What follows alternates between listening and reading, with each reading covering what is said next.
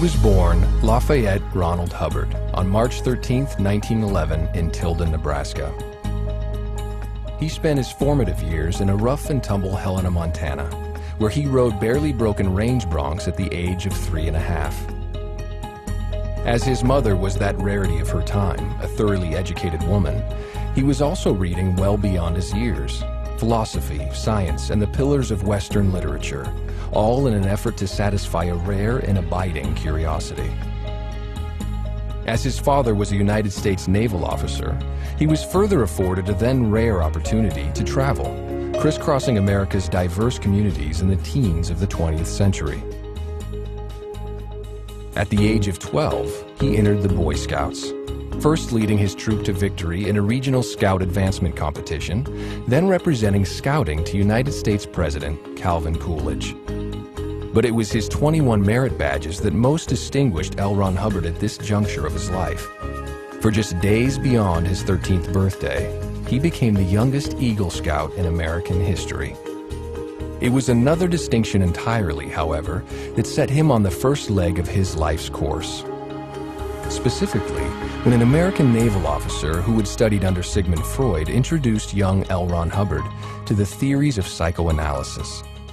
Although left with many unanswered questions, here was the moment when his enduring interest in unraveling the mysteries of the human mind was born. His father's naval career provided the next avenue of inquiry, in particular, a Far East assignment allowing the 16-year-old L. Ron Hubbard a chance to visit Asia.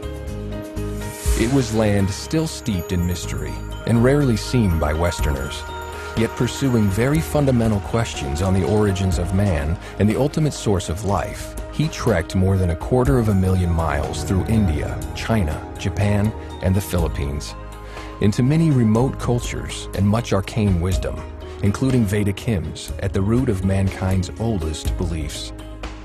It was also through these travels he gained entrance to forbidden Buddhist lamaseries in China's western hills, and there witnessed wonders beyond any known scientific explanation.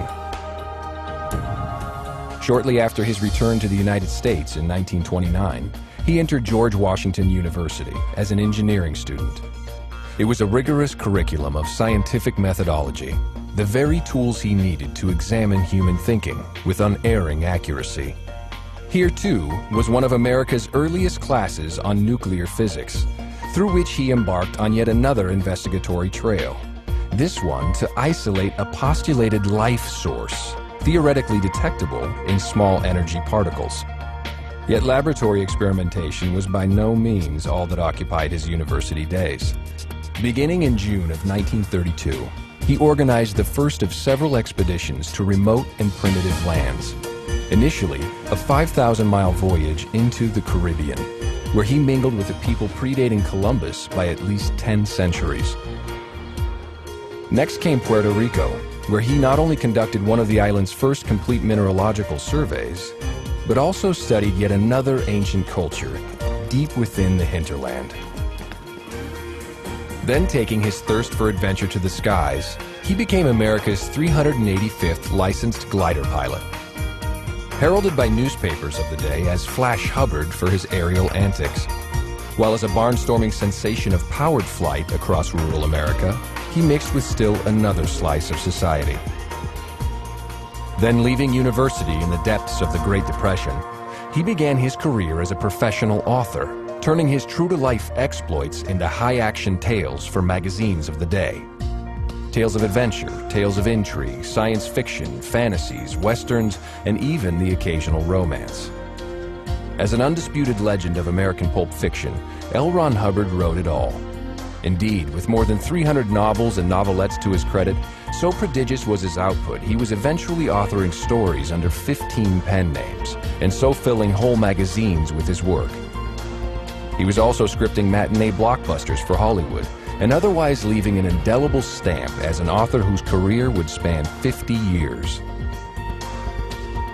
Then, just as exploits fueled story ideas, so his stories funded still more exploration, until he was regularly crisscrossing the country to live extreme adventures and mix with people as far afield as Native American tribes along the Alaskan Panhandle. In recognition of discoveries in the field, he was further honored with a place in the prestigious and invitation-only Explorers Club, and so went on to captain expeditions beneath 3 club flags. But the real point of such adventures was the fact he was mixing with life to fathom life. The first decisive breakthrough came in 1937, when he isolated the single common denominator between all living things, a dynamic principle of existence.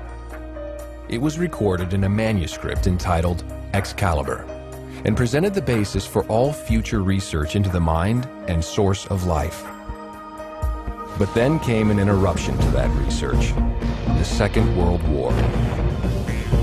As he had since earned a rare Master Mariner's license to captain any vessel in any ocean, he received numerous recommendations for commission as a naval officer. In particular, he was described discreet, loyal, honest, and without peer in the art of getting things done. So it was, Lieutenant L. Ron Hubbard commanded warships in both the Atlantic and Pacific. He was highly decorated for duties under fire, and ended his service in a military hospital where he was treated for wounds suffered in combat. But that's also where he embarked on his final road of discovery. Working with injured servicemen who had failed to recover despite intensive medical care, he began employing all he had learned through the previous decades, spiritual principles from the East, as well as scientific methodologies from the West. What he then discovered were mental factors inhibiting recovery and preventing medicines from taking effect. And when in fact those mental blocks were addressed, the medicine began to work, and patients swiftly returned to health.